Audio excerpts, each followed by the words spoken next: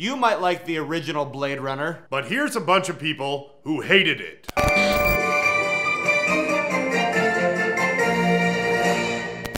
Of all the movies I've seen, I can't recall many that were as much of a letdown as Blade Runner was. Beware, if you are a fan of Harrison Ford, because you may not be after watching this. It's just terrible. How can one movie ruin an entire fandom, let alone the entire work of one actor? He carries the full responsibility for this film? Stereotypical 80s dark new wave. Can a movie be a music genre? Love will tear us apart again. Sorry guys, I know everyone else loves it. I just find it slow, vague, depressing, but not in an interesting way, and too rainy.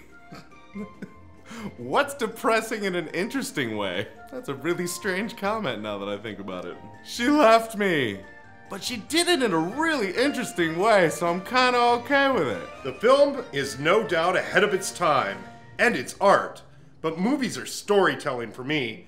I don't like the drag. It's like the best 3-course meal, but in between each course, it's an hour-long wait. You shouldn't try and gorge yourself. And if you like story, maybe stories build. Go with it. It's a ride. Don't be afraid. It's okay. Breathe. It's like the best motivational speech I've ever heard. Yeah.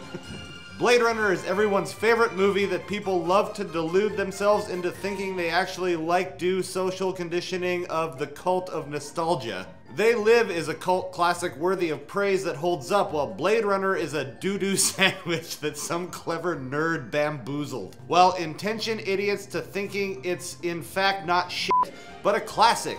The Emperor Has No Clothes. Maybe one day people who love this movie will wake up and realize they've been playing themselves this whole time, and you need to get off whatever goddamn medication that you're on, cause you make... where did you go? Christ.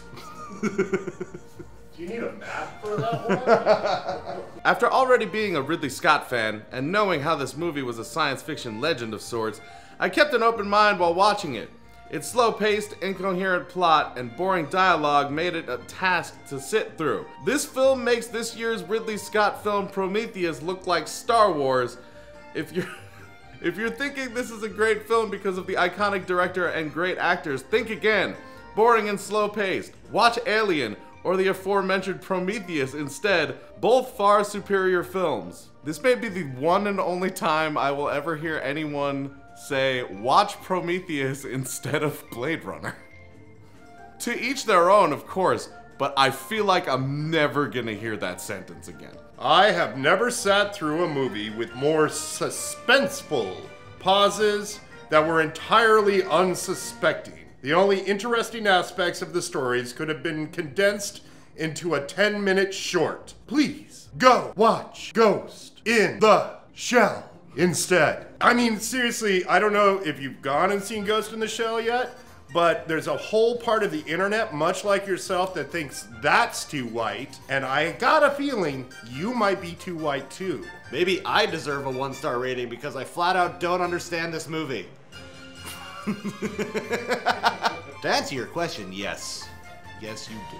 Or if you're an Uber driver, I could give you that rating. I hate futuristic movies from the 80s.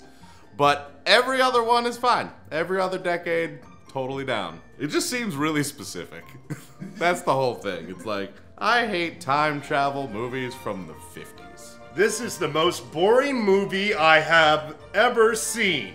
Not a single person show any emotion whatsoever. The giant Coke ads don't help either. I'm sorry that everything we did to bring you this film bored you. There's giant posters for Fate to the Furious all over the place. I mean, if you like that better than a Coke ad.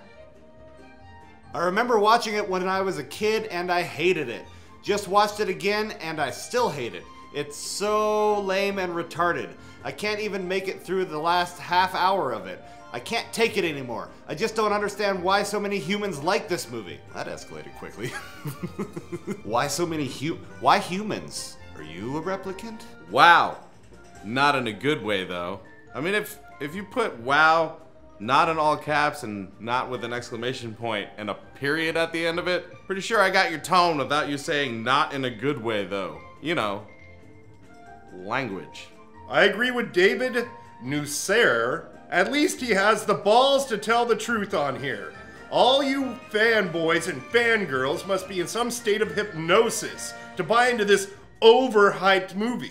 It's a pointless and boring movie. I'm sorry, it must be a lonely, boring, sad little world. Not being part of the hype, you just need a hug. Here, have a little hug. I have no idea what people like about this movie. Why did LA become Seattle in 2019 with constant rain? Global warming? It's real. Look it up.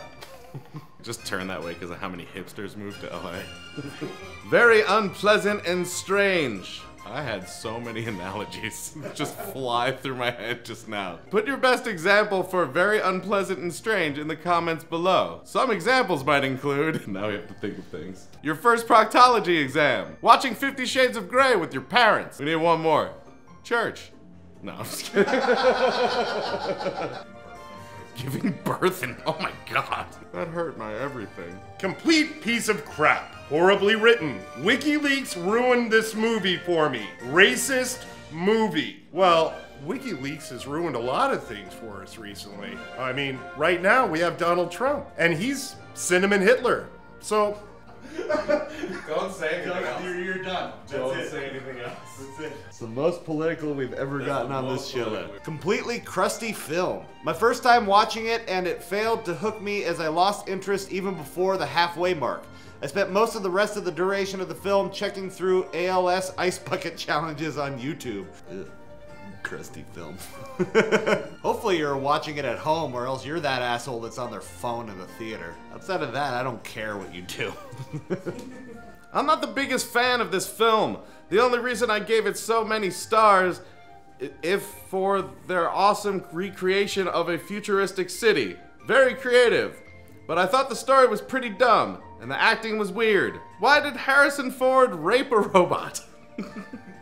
To clarify, Harrison Ford did not rape a robot, because it's a movie, and he's an actor. So just I don't want the rumors to start. This spreads like wildfire when people say things like this.